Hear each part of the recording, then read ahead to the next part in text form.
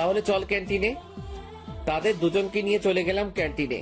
তানভীর, তোহা, বন্ধুত্ব আর সাইমাকে আড়ালে ভালোবেসে কাটিয়ে দিলাম একটা মাস। 1 মাস পর আমি সাইমার সাথে ফোনে কথা বলতেছি।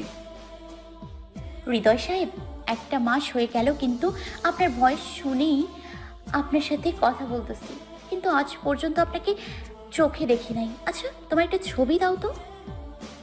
হায় রে মেয়ে মানুষ, কয়েকদিন কথা বললাম আর তাতেই আপনি আমার থেকে ছবি চাইতেছেন? এগিন কিন্তু ভালো ন, বইচেন নি আপা? এই শয়তান, আবার আমাকে আফা ডাকলা? তো কি বউ বলে রাখবো? জি না, সেটার অধিকার আপনি পান নাই। তবে যেদিন আপনি আমার সামনে আসবেন সেই দিন এই ব্যাপারটা নিয়ে ভাবো, বুঝেছো? হাসানি, আন্নের কথা শুনে আই শিহরিত।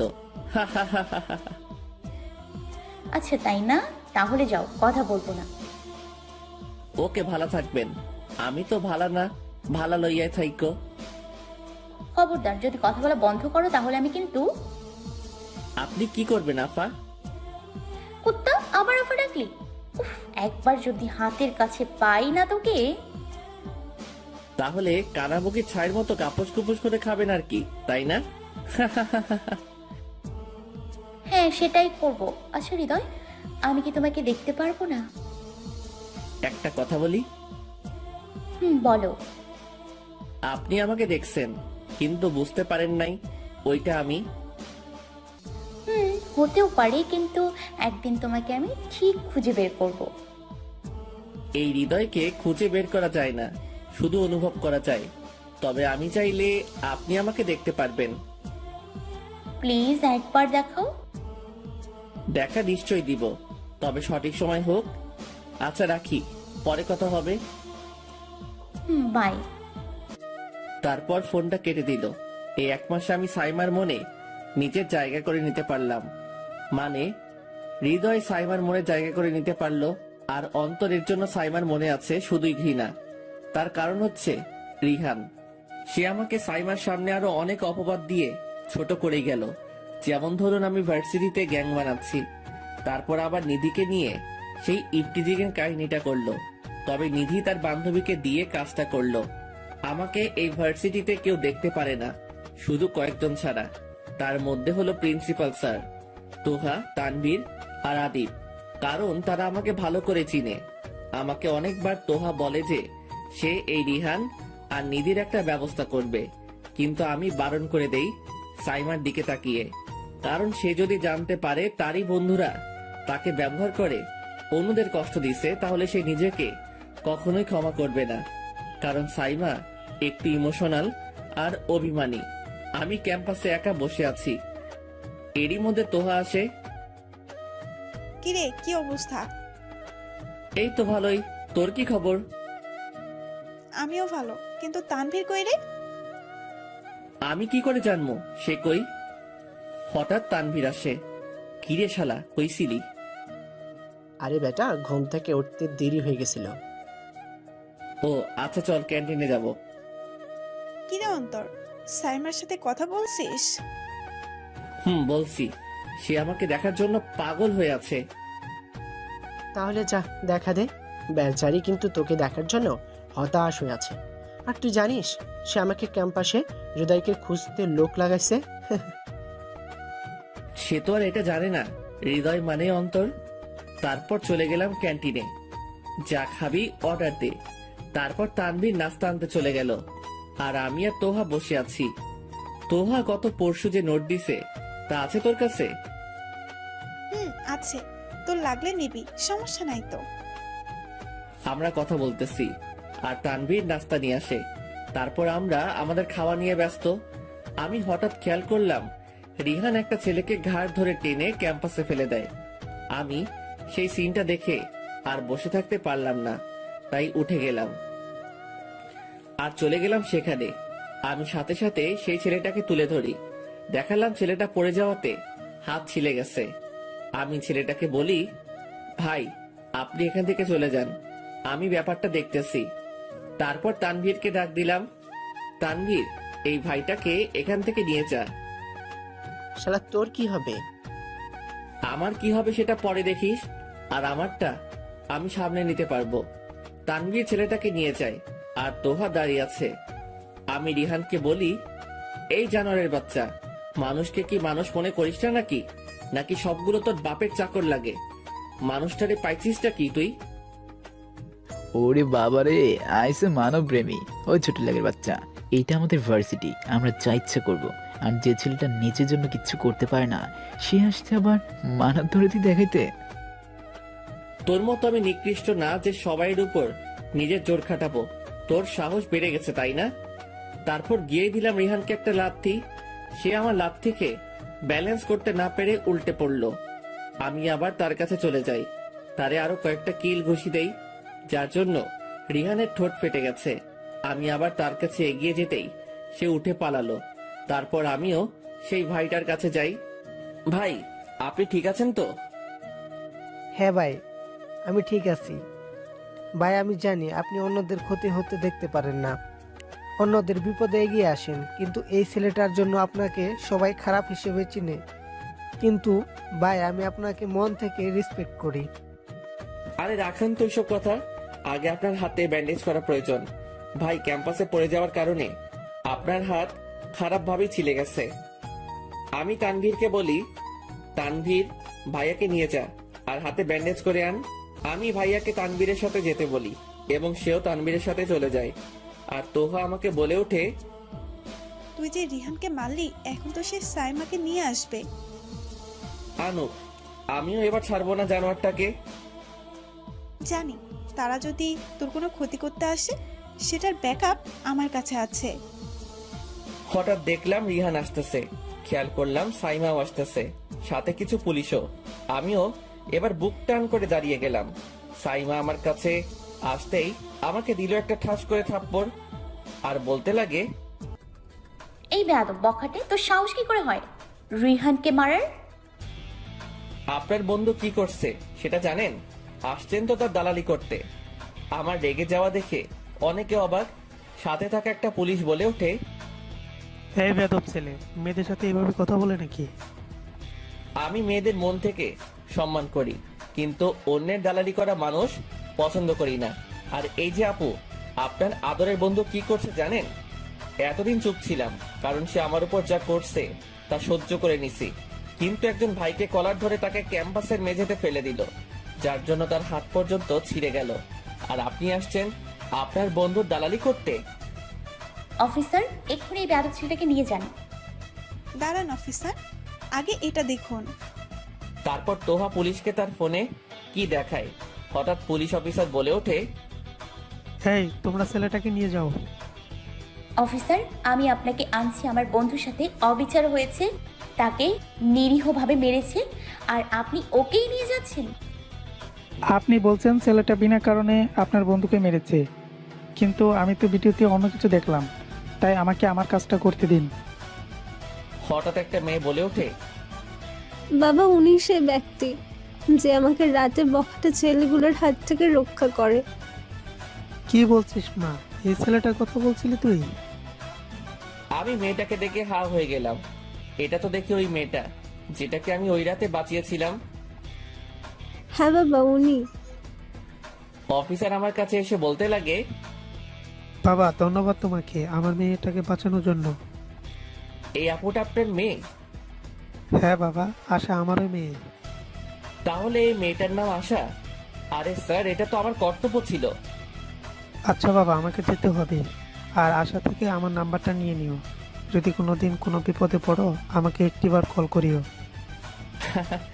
আচ্ছা স্যার। চলে তাহলে, ভালো থেকো। জি, খোদা হাফেজ। তারপর অফিসার রিহানকে নিয়ে যেতে লাগে। আমার তো মনে অনেক আনন্দ এখন, কিন্তু সাইমার মন খারাপ হয়ে গেল। সে মন খারাপ করে চলে যেতে লাগলো। আমিও তা খেয়াল করলাম, তাই চিন্তা করলাম রিহানকে ছেড়ে দেই। আমি আশাকে বলি, আপু কষ্ট করে স্যারের নাম্বারটা দেন তো। এই নাও। আমিও স্যারের নাম্বারটা আমার ফোনে তুলে নিলাম আর কল দিলাম। হ্যালো, আসসালামু আলাইকুম। ওয়ালাইকুম আসসালাম, কে বলছেন? স্যার, আমি অন্তর, যার সাথে আর একটু আগে কথা বলছেন। ও তুমি বাবা, কেন ফোন দিলে? আসলে স্যার, আপনি রিহানকে ছেড়ে দিন। আমার তার প্রতি কোনো অভিযোগ নেই। কি বলতেছো তুমি? প্লিজ রিহানকে ছেড়ে দিন। ঠিক আছে, তুমি যা বলো। তবে একটা কথা, আমাকে ছাড় বলা বন্ধ করে আঙ্কেল ডাকা শুরু করো, না হলে ওকে আমি ছাড়ছি না। আচ্ছা আঙ্কেল, এবার তো ছেড়ে দিন। আচ্ছা ঠিক আছে, রাখি। আমিও এবার এক কোণে চলে যাই, গিয়েই সাইমাকে ফোন দেই। হ্যালো। রিহান ছাড় পেয়ে গেছে, এবার একটু হাসুন আপামনি। কি, পুলিশ রিয়ানকে ছেড়ে দিয়েছে? জি গো আপামনি, আপনার দিকে তাকাইয়া আমি আপনার বন্ধুরে ছাড়া পাওয়াই দিছি। Hridoy, thank you so much. Welcome. সব সময় হাসি খুশি থাকার চেষ্টা করবা, হ্যাঁ? ফোন কেটে দিলাম। আমি জানি এখন সাইমা ম্যাডাম আমার উপর থ্যাংক ইউ এর বৃষ্টি করবে, তাই ফোনটা কেটে দেওয়াই ভালো। আমি একটু পেছনে ফিরতেই দেখলাম আশা আমার দিকে তাকিয়ে আছে। সে বলে ওঠে, কার সাথে কথা বলতেছিলে? আমি একটা ফ্রেন্ডের সাথে কথা বলতেছিলাম। কিন্তু কেন আপু? এই তুমি আমাকে আপু ডাকতেছো কেন? আমার কি নাম নাই নাকি? আরে আপনাকে আপু ডাকলাম সেটাও ভালো, আপনাকে এক্সট্রা সম্মান দিলাম। কিন্তু আপু, আপনি ওই সময় এমন কেন বললেন আপনার বাবাকে যে আমি আপনাকে ওই রাতে ছেলেগুলোর হাত থেকে বাঁচাইছি? ওই রাতের ঘটনাটা আমি বাবাকে বলেছিলাম। বাবা তোমার সাথে দেখা করতে অনেকবার ভার্সিটি আসে, কিন্তু তোমাকে পাই কোথায় সেকেন্ডে তুমি গায়েব হয়ে যাও। কিন্তু আজ যদি এটা না বলতাম তাহলে আমার বাবার সামনেও তুমি খারাপ হয়ে যেত, তাই আমি কথাগুলো বললাম। আচ্ছা থ্যাংক ইউ, আর সরি ওই দিনের ব্যবহারের জন্য। It's okay. আচ্ছা, আমি কি তোমাদের বন্ধু হতে পারি? না মানে এখনো বেশিরভাগই আমাকে খারাপ হিসেবে চিনে, আর আপনি যদি আমার সাথে বন্ধুত্ব করেন তাহলে আপনার চরিত্র নিয়ে কথা উঠবো, তাই আমার সাথে না মেশাটাই ভালো। জি না, আমি তোমাদের সাথে বন্ধুত্ব করবই, বিশেষ করে তোমার সাথে। এখন বন্ধু বানাবা নাকি সেটা বলো। As your wish. তাহলে চলো তোমার বন্ধুদের সাথে আমাকে মিট আপ করাও। ওকে চলেন। অন্যদিকে এই শালা অন্তরটার জন্য আমি সাইমার সামনে খারাপ হয়ে গেলাম। এখন নিশ্চয়ই আমাকে সাইমা খারাপ ভাববে। না, আমাকে কিছু একটা করতে হবে। এই অন্তরকে টাইট দিতে হবে। সাথে সাইমাকে এখন নিজের জালে ফাঁসাতেই হবে, না হলে মোটা অঙ্কের টাকা মিস হয়ে যাবে। সাইমাকে অনেক কষ্টে আমার প্রতি বিশ্বাস জোগাতে পারলাম, এখন যদি আমাকে খারাপ মনে করে তাহলে তো সর্বনাশ। না, যে করেই হোক ওকে আমাকে নিজে করতেই হবে। এইদিকে যাক, অবশেষে তোমাদের গ্রুপে জয়েন করলাম। আচ্ছা অন্তর, তোমার ফোন নাম্বারটা কি দেওয়া যাবে? অবশ্যই নিন। তারপর আশাকে আমার নাম্বারটা দিলাম। আচ্ছা আমার একটু কাজ আছে, আমাকে যেতে হবে। আরে এখন আবার কিসের কাজ তোমার? একটু পার্সোনাল কাজ আছে, আমি এখন যাই, পরে কথা হবে। আচ্ছা বাই। তারপর সেখান থেকে চলে আসলাম। আসলে কাজ বলতে সাইমাকে একটা চকলেট দিব। মেয়েটা মন খারাপ করে আছে, তাই তাকে একটু খুশি করার চিন্তা করলাম। তাই চলে গেলাম দোকানে, সেখান থেকে একটা চকলেট নিয়ে নিলাম। তারপর ব্যাগ থেকে একটা কাগজ কলম বের করে কিছু কথা লিখে দিলাম। মন খারাপ করলে আপনাকে ভালো দেখায় না, হাসি খুশিটাই আপনার মুখে মানায়। ইতি হৃদয়। তারপর চলে গেলাম গেটের সামনে। সেখানে গিয়েই সিকিউরিটি চাচাকে বললাম, চাচা আসসালামু আলাইকুম। ওয়ালাইকুম সালাম। আজকে আবার কি দিতে হবে আমাকে? চাচা আজকেও আপনাকে এই চকলেট আর কাগজটা সাইমাকে দিতে হবে। ঠিক আছে, তবে তুমি দাও না কেন বাবা? তুমি দিলেই ভালো হতো। এমনিও মেয়েটা আমাকে বারবার জিজ্ঞেস করে এই জিনিসগুলো কে দেয়, বা আমি তাকে দেখলে চিনতে পারবো কিনা, বা সে আসলে তাকে ফোন দিতে। চাচা সময় হলে আমি নিজেই তার কাছে ধরা দিব। তারপর চাচাকে সেই চকলেট আর কাগজটা দিয়ে আমি ক্যাম্পাসের দিকে চলে যেতে লাগি। তবে আমি খেয়াল করলাম রিহান চাচার কাছে গিয়ে কি যেন বলতেছে, আর আমার চকলেট আর কাগজটা নিয়ে নেয়। আমি যখনই যেতে নিব তখনই সাইমা গেটের কাছে চলে যায়, তাই আমিও আড়াল থেকে দেখতে লাগলাম আর কথা শুনতে লাগলাম। সাইমা রিহানের কাছে গিয়ে জিজ্ঞাসা করতে লাগে, তুই ঠিক আছিস তো? হ্যাঁ, আমি তো ঠিকই আছি। ওই খ্যাতের মতো পাওয়ার নাই যে আমাকে পুলিশ হাতে মার খাওয়াবে।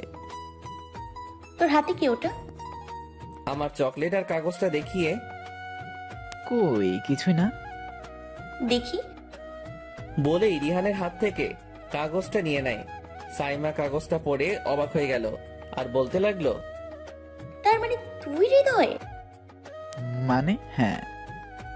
রিহানের মুখ থেকে হৃদয় হওয়ার কথাটা শুনে আমিও আর দাঁড়িয়ে থাকতে পারলাম না, সাথে সাথে সাইমার কাছে চলে গেলাম। সেখানে গিয়েই সাইমা ও হৃদয় না, হৃদয় আমি। না সাইমা, ও মিথ্যা কথা বলতেছে। হৃদয় আমি। সাইমা বিশ্বাস করো, রিহান মিথ্যা বলতেছে। প্লিজ সাইমা, বিলিভ মি, আমি হৃদয়। চুপ, একদম চুপ। তুই কোনোদিনও হৃদয় হতে পারিস না, কারণ হৃদয় আর তোর মধ্যে অনেক পার্থক্য। যেখানে হৃদয় আমার মন খারাপ হওয়া দেখতেই পারে না, আর সেখানে তুই আমাকে হাসতে দিচ্ছিস না। তোর জন্য আমার হৃদয় নামে রিহানকে আমি খারাপ চোখে দেখতে রাখলাম। উফ, আমি জানি রিহান কোনো দিনও খারাপ কিছু করতে পারে না, আর তুই কেমন তা আমার ভালো করেই জানা আছে। সাইমা চলো এখান থেকে। চলো। তারপর সাইমা আর রিহান চলে যেতে লাগে। আমার মাথায় কিছুই কাজ করতেছিল না। আমি এখন কি করব? মাথা ফুল হ্যাং হয়ে গেছে। রিহান সাইমাকে নিয়ে যেতে লাগে আর পিছন ফিরে একটা হাসি দেয়, যা দেখে আমার মাথা খারাপ হয়ে যায়। এতদিন আমি সাইমাকে হৃদয় সেজে তার খেয়াল রাখলাম, কিন্তু আজ অন্য একজনের হৃদয় নামটা আমার থেকে কেড়ে নিল। আমি বসে বসে চোখের পানি ঝরাচ্ছি। রিহান আমার সাথে এমনটা করলো না, এই জানোয়ার কোনোভাবেই আমার থেকে সাইমাকে কেড়ে নিতে পারবে না। আমি এই রিহানকে ছেড়ে দিব না। এক সপ্তাহ ধরে আমি সাইমার পিছে পড়ে আছি। তাকে অনেকবার বোঝানোর চেষ্টা করলাম আমি তার হৃদয়, কিন্তু সে আমার কথায় কান্না দিয়ে সে জানোয়ার রিহানকে বিশ্বাস করে বসে আছে।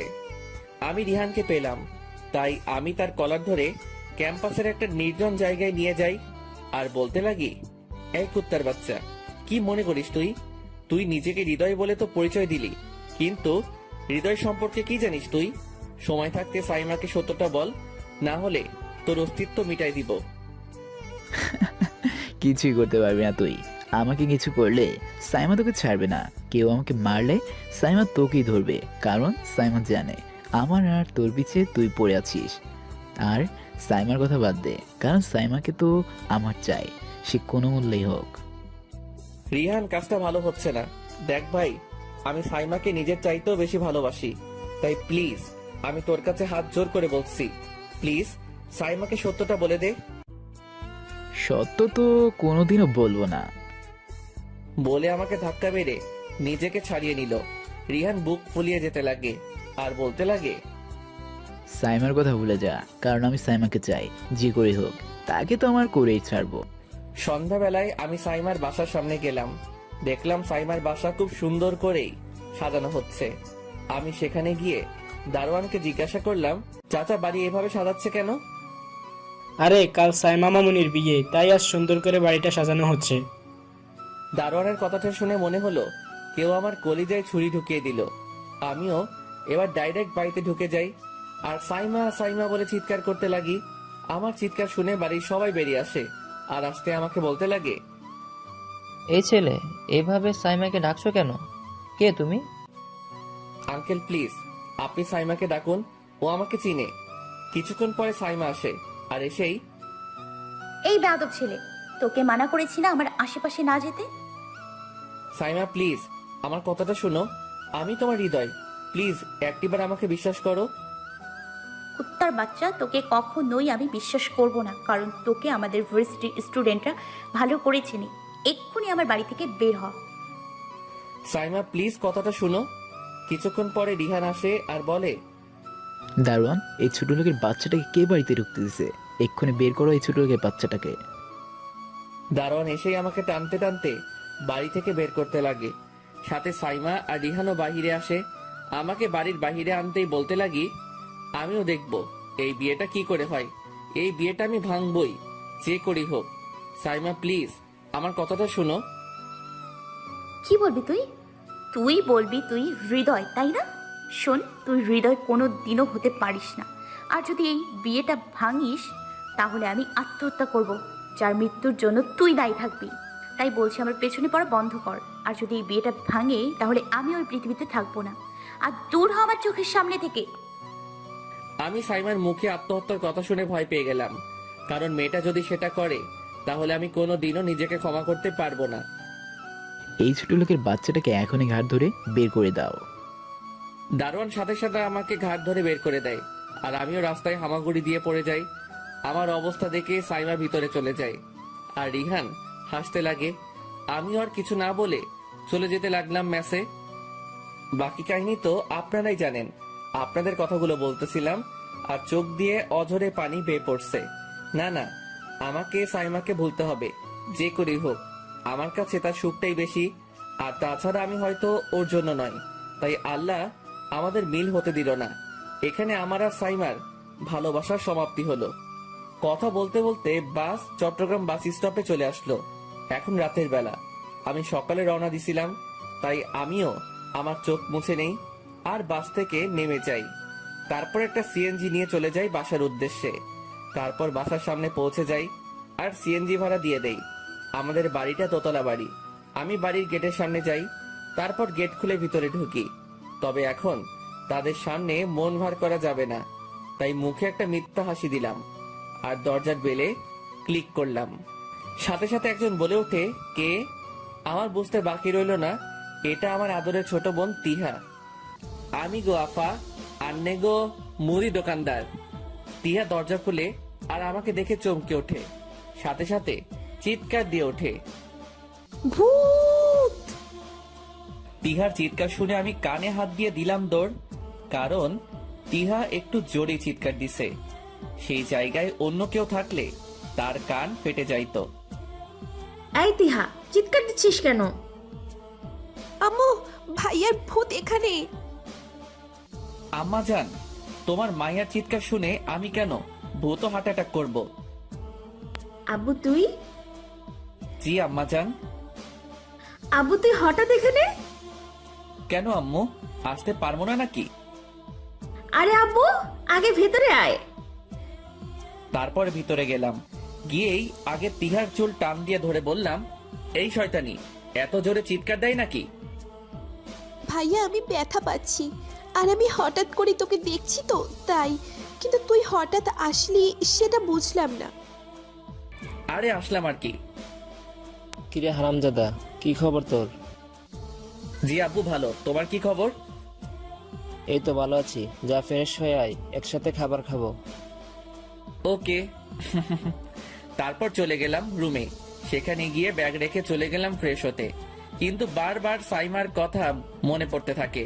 কোনো মতে কষ্ট করে তার কথা মন থেকে সরিয়ে নিলাম আর চলে গেলাম নিচে। নিচে গিয়ে দেখি আম্মু খাবার টেবিলে আনতেছে। আমিও টেবিলে গিয়ে বসে পড়ি। তারপর বাকি সবাই টেবিলে এসে বসে আর খাবার খেতে শুরু করে। হঠাৎ আব্বু বলে উঠে, হঠাৎ এখানে আসলি যে? এমনি আসলাম, নাকি ওই দিনই শেষ বিদায় দিয়ে দিছিলা? উল্টাপাল্টা কথা বলিস কেন? এটা তো তোর বাড়ি, তুই যখন খুশি আসতেই পারিস। আচ্ছা, এখন এই টপিক বাদ দাও। তারপর রাতের খাওয়া দাওয়া শেষ করে চলে গেলাম রুমে। সেখানে গিয়ে জানালার পাশে বসে পড়ি।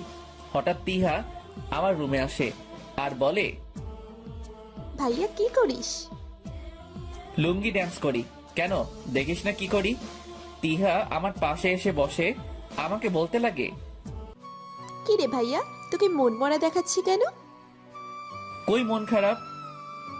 দেখ ভাইয়া, তোকে দেখে বোঝাই যাচ্ছে তোর মন খারাপ, কিন্তু কেন তা জানি না। আচ্ছা ভাইয়া, সাইমা ভাবির কি খবর? তিহার মুখ থেকে সাইমার নামটা শুনে আমার মন আরো খারাপ হয়ে গেল। প্রায় চোখে পানি চলে আসছে, কিন্তু কোনো মতে তা আটকে রাখি। জানিস তিহা, আমি না বামন হয়ে চাঁদে হাত দিতে চেয়েছিলাম, তাই সে চাঁদটা পেলাম না। মানে? তিহা, সে আমার জন্য নয়, সে অন্য কারো হয়ে গেল। বলে আর চোখের পানি আটকে রাখতে পারলাম না। তিহাকে ধরে কান্না করে দিলাম। আসলে কষ্ট তো তখনই লাগে যখন নিজের ভালোবাসার মানুষটা অন্য কারো হয়ে যায়, আর আপনাকে তা শুধু দেখে যেতেই হয়, কিছু করতে পারেন না। এই ভাইয়া, কান্না করছিস কেন? থাক ভাইয়া, বাদ দে তাকে। হয়তো সে তোর জন্য নয়, তাই তোদের মিল হলো না। কিন্তু ভাইয়া, এভাবে ভেঙে পড়লে তো আর হবে না। ভাইয়া শোন, হয়তো আল্লাহ তোর জন্য তার থেকে ভালো কিছু রেখেছে। ভাইয়া কান্না করিস না। কিন্তু আমার চোখের পানি কোনো মতেই থামতে চাচ্ছে না। এই ভাইয়া, এবার কিন্তু আমিও কান্না করে দিব। কান্না থামাতো।